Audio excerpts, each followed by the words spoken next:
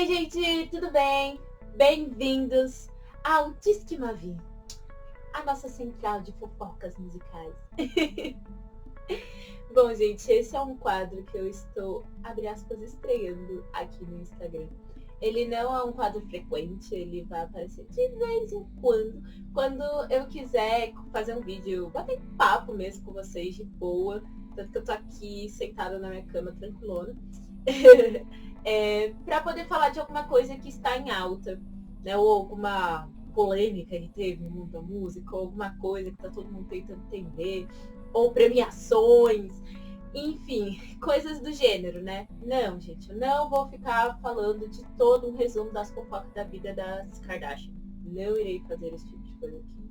Também não vou ficar falando do Vitão e da Luísa Sonza. Não é esse tipo de fofoca que eu farei aqui, né? Por mais que o mundo todo já faz esse tipo de fofoca, gente. Então, assim, estamos aqui para papear e para também entender polêmicas que podem estar acontecendo e a gente não sempre entende.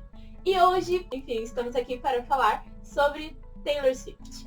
Né? Na última sexta-feira, na sexta-feira anterior a essa, desculpa, no dia 31 de março de 2021, Taylor Swift relançou o seu segundo álbum de estúdio, o Fearless, com o novo título de Fearless, Taylor's Version. E aí, muita gente, né, todo mundo ficou feliz e tal, mas por que Taylor Swift relançou o seu álbum, um dos maiores da sua carreira, que já tem um monte de view, que já tem um monte de gente ouvindo, que ganhou prêmio, que ganhou Grammy, que deu bafafá e tudo quanto é coisa? É isso que iremos falar neste exato momento. E bom, tudo isso, mais ou menos, se resume a uma coisa. Taylor Swift não é dona das masters de todos os seus 6 primeiros álbuns. Como assim, Mavi? Explica-se direito. É o seguinte, pra você ter o processo de uma música, tem várias coisas, né? Então tem a parte da letra, tem a parte do arranjo musical, tem a parte da instrumentação. E depois que você grava tudo isso, normalmente a música passa pelo processo de masterização e de mix, né? Se eu não me engano, na ordem contrária. Primeiro a mix, depois a master, né? Enfim, a masterização é o que vai terminar de dar a carinha daquela gravação, né? Que às vezes pode ser masterizado por um produtor musical específico ou por um engenheiro de som específico, normalmente ambos em conjuntos. E a Taylor não é dona das masters, ou seja, das gravações finais de todos os seus 6 primeiros álbuns, né? E aí, pra gente entender por que disso, a gente vai voltar lá para 2019. Em 2019, Taylor Swift fez uma postagem no Tumblr dela, gente, Tumblr, mas enfim, no Tumblr dela, falando que ela tinha sido enganada, né? Ela tinha sido, na verdade, traída pela gravadora antiga dela, a Big Machine, e que ela não tinha todos os direitos de todas as músicas dela. Então ela sabia disso quando ela saiu da Big Machine, porém ela acreditou que em algum momento eles viriam, né, falar com ela em relação à compra das músicas dela, né? Ela achou que eles dariam essa oportunidade dela poder comprar o próprio material, né, e dela finalmente ser dona das próprias músicas, porém isso não aconteceu, né? Em vez disso, a empresa foi vendida. O problema foi, essas músicas foram vendidas para um cara chamado Scooter Braun. Mas enfim, Scooter Braun. Quem diabos é Scooter Braun? Ele é o dono da Ithaca Holdings e ele é empresário de vários desses grandes artistas, como Justin Bieber, Ariana Grande e também do Kanye West, que tem uma pequena parcela de culpa nisso daí, né? Kanye West, sempre polêmico. Mas enfim. E a Taylor tem um problema com o Scooter Braun, porque ela diz que ele, né, fez bullying com ela durante muitos anos. Esse bullying não ocorria de forma direta, ele ocorria de uma forma indireta. Porém, sim, a Taylor foi muitas vezes atingida por clientes diretos do Scooter. E em alguns momentos os clientes atingiram ela de formas que passaram pela mão do Scooter e ele não fez nada, né? Então vamos explicar quais são esses momentos. Um desses momentos, que é um dos momentos polêmicos e que inclusive foi uma das razões, né, uma das polêmicas que fez ela se revoltar no Reputation, foi a do clipe e da música do Kanye West, chamada Famous. Enfim, e nessa música, né, o Kanye West, ele, logo no início, faz uma citação a Taylor, né? A Taylor ficou muito brava, né? Pistolaça. E não foi à toa. Porque, né, não só a forma como ele fez essa abordagem, né? Como a própria frase em si, né? Aconteceu de uma forma totalmente desrespeitosa, né? Desmerecendo toda a questão até ali, considerando como se a única coisa que tivesse feito ela ser famosa tivesse sido, né, todos esses momentos, esses embates com Kanye, inclusive lá em 2009, né? Quando ela ganhou o Grammy por Fearless, e ele foi lá e arrancou o Grammy da mão dela, né, pra dar o Grammy pra Beyoncé. Fica difícil te defender, Kanye, mas enfim, eu não boto a minha mão no Kanye no fogo. Nunca. Eu gosto muito Gosto de algumas músicas dele, sim. Ele é um artista muito talentoso, sim. Boto minha mão no fogo por ele? Não. Mas enfim, voltando. O clipe de Famous, ele é formado basicamente uma réplica sintética de cera de várias pessoas famosas, todas deitadas numa cama, nuas. E tem lá a réplica de cera da Taylor Swift, deitada do lado dele. Lindíssima, uau. Bem do ladinho do Kanye no clipe. E aí, a pergunta que temos é, por quê?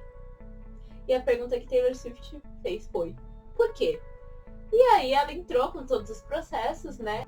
Na época desse clipe, o Scooter Braun já era empresário do Kanye West, né? E com certeza, por ele ser empresário, o clipe passou pela responsabilidade dele, passou pela mão dele, né? E ele não fez nada. Então, até onde ele não era efetivamente conivente com tudo isso?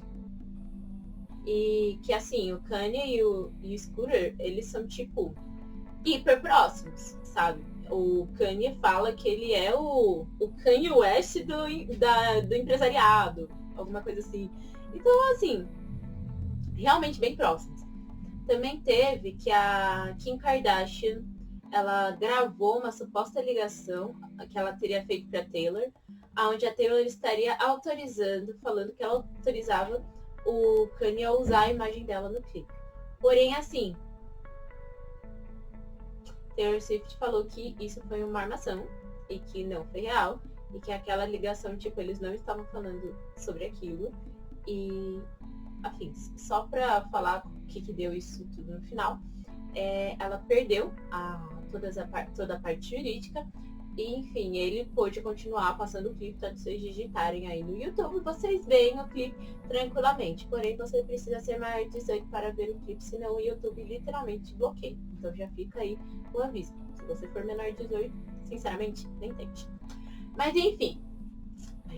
E aí também teve a questão de uma foto que foi postada pelo Justin Bieber, mais ou menos nesse período, onde ele estava em uma ligação por FaceTime com o Scooter, com o Kanye West, com mais um outro cara que eu não faço ideia de quem seja.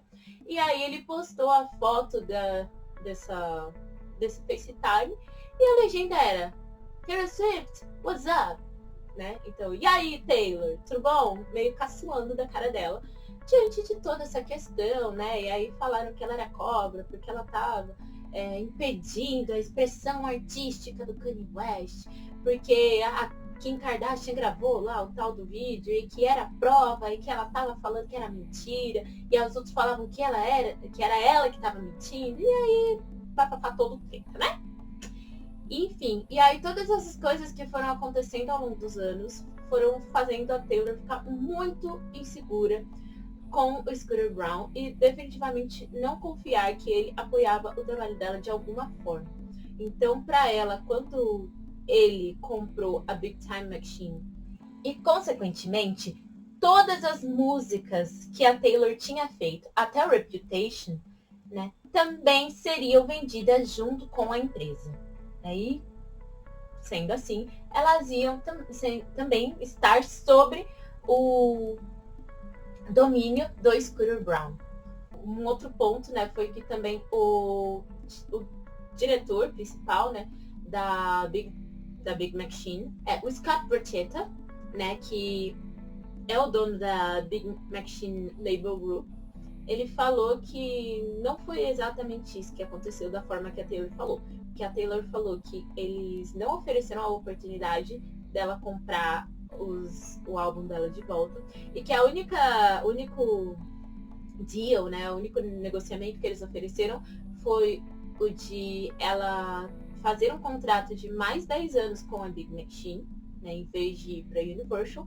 E aí, consequentemente, para cada álbum que ela fizesse novo, ela poderia ter os direitos de um álbum antigo dela, né? Então, ela ia ficar presa nesse ciclo, né? O Borchetta, ele falou que não foi isso que foi oferecido para ela, né? Ele até colocou lá um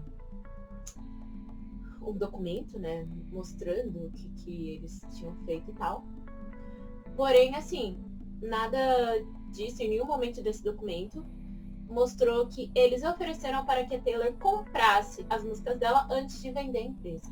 Né? Então, ela se sentiu traída duas vezes. Uma por eles não oferecerem, né, essa possibilidade de ela comprar as próprias músicas, e dois, por eles venderem a companhia e, consequentemente, todas as músicas dela junto para um profissional que ela não confiava e que ela considera um inimigo dela, sim, porque é alguém que atingiu ela várias vezes diretamente, né, em momentos onde ele estava muito sensível, né. Outra coisa que o Borchetta também falou foi que ela tecnicamente já saberia de toda essa negociação que estava tendo, enquanto a Taylor falou que ela descobriu que a empresa tinha sido vendida junto com a imprensa, junto com todo mundo. O Borchetta argumentou que ela já saberia sobre toda a negociação, sim. Ele falou, com certeza ela sabia, porque o pai dela é um acionista, né? E eu mandei uma mensagem para ela um dia antes e etc. Só que, tipo, em nenhum momento ele efetivamente foi lá e falou, Taylor, sente aqui, vamos conversar. Então, né? E para finalizar todo esse bafafá, ano passado, em 2020, o Scooter Braun vendeu todas as músicas da Taylor, né, toda essa discografia da Taylor, até o Reputation, para uma outra empresa que tecnicamente era secreta e que ninguém sabia.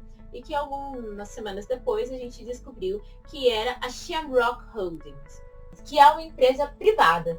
Né? E eles entraram em contato com a Taylor, sim, para tentar uma negociação, né? Eles gostariam de negociar com ela e poder vender para ela todas as músicas que ela tinha produzido até então. Entretanto, eles tiveram uma questão contratual, né? Então, no contrato que eles assinaram antes, tinham algumas cláusulas bem específicas. Ele estava falando que eles não poderiam avisar a Taylor antes deles terminarem toda a negociação, porque senão eles não iriam até o fim, o pessoal da Big Machine, então eles não iriam fechar a venda.